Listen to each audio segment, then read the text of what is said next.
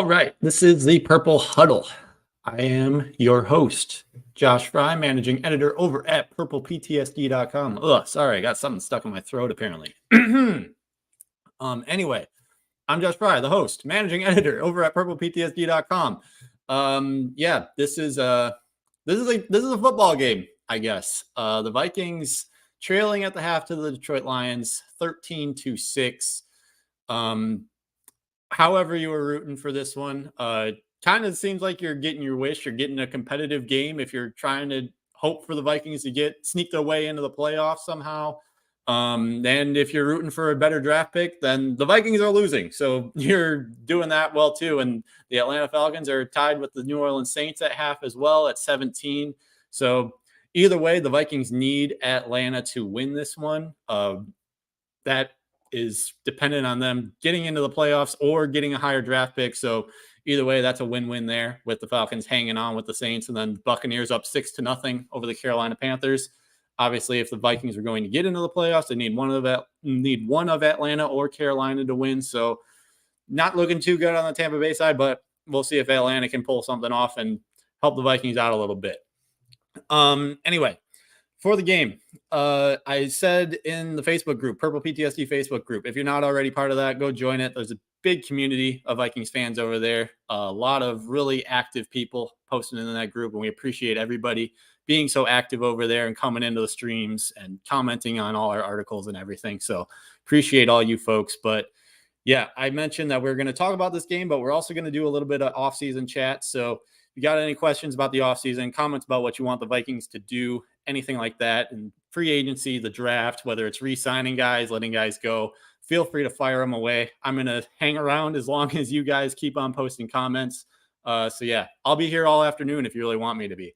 But yeah, Vikings down 13-6. Justin Jefferson coming into this game needed 118 yards to reach 1,000 yards on the season, which would make him I believe the fifth player in NFL history to record at least 1,000 yards of each of his first four seasons. The other four, obviously, Randy Moss did it from 1998 to 2001. AJ Green did it from 2011 to 2014. Mike Evans, 2014 to 2017. And Michael Thomas, 2016 to 2019. I think he needs, 21 more yards in order to get that. So as long as he gets another catch or two in the second half, feels like that's going to happen. Feels like that's pretty much a lock.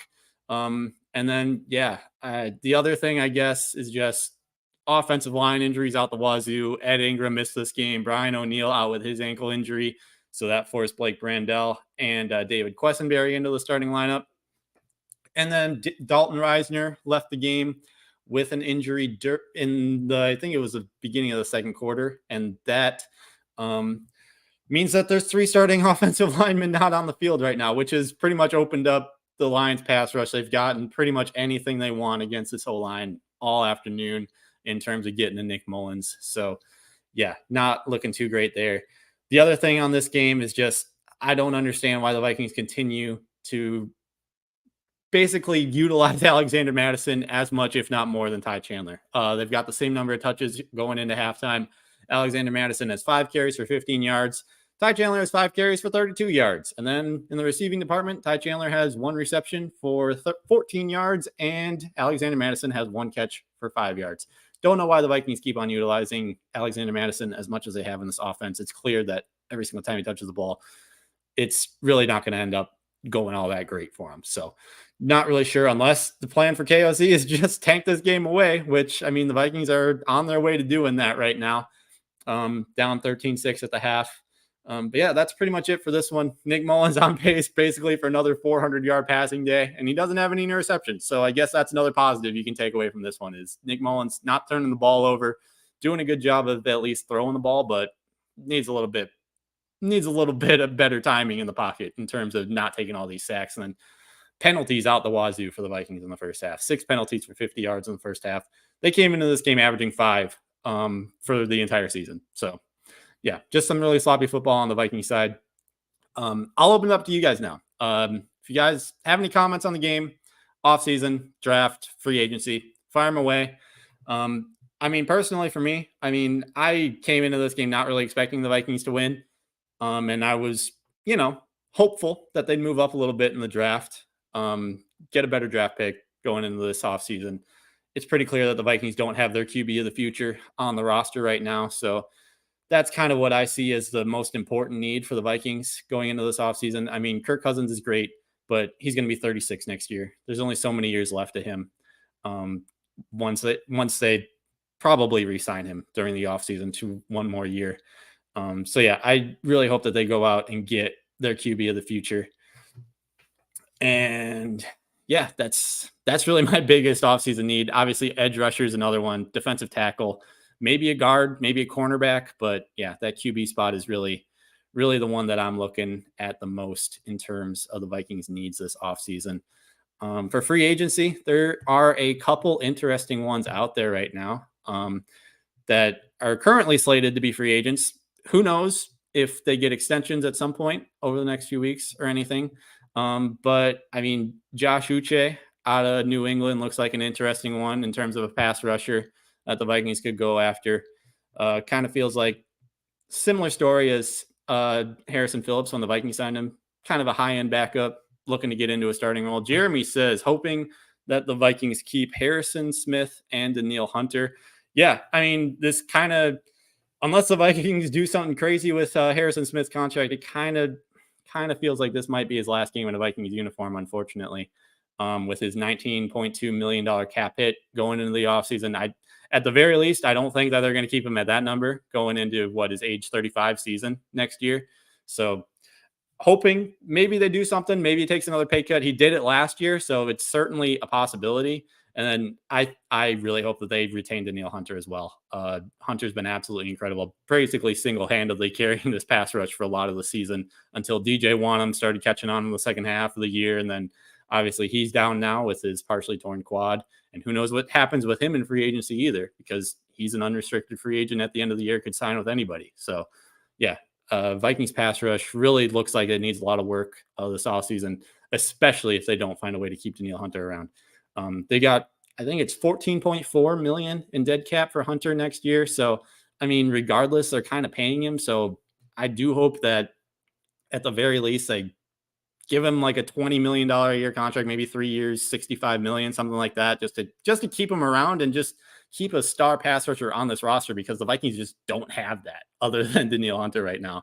And if the Vikings don't go QB in the first round, that would be the area that I'm looking at most, because this secondary right now, first off, it's just completely shorthanded with all the injuries going on. Byron Murphy and Mekhi Blackman were out again today.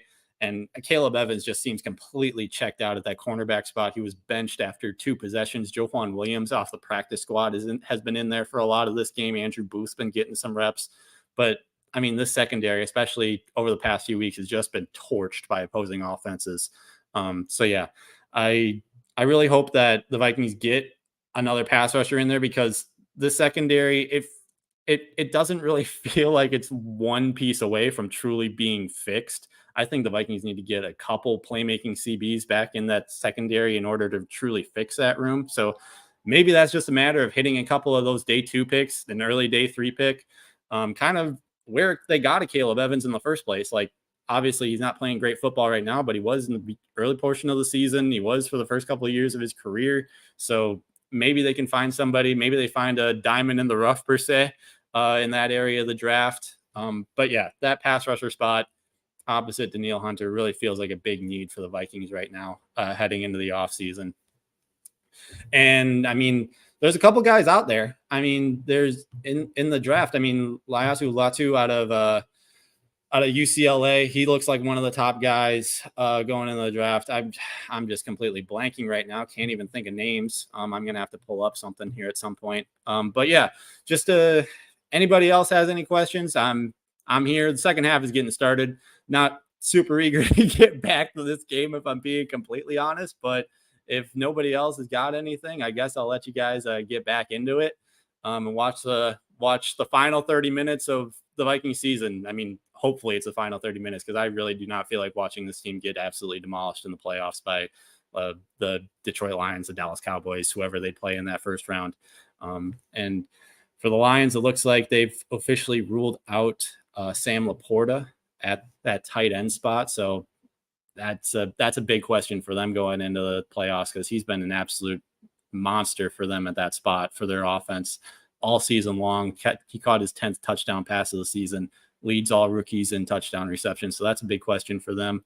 But yeah, if nobody else has got anything, then we'll end it there. And I hope you guys enjoy the rest of the second half. I'm going to keep on doing these occasionally throughout the offseason, probably keep it around the same time, Sunday afternoon, just to keep it a little bit consistent. But yeah, have a great rest of your afternoon and happy end of the Vikings season, folks.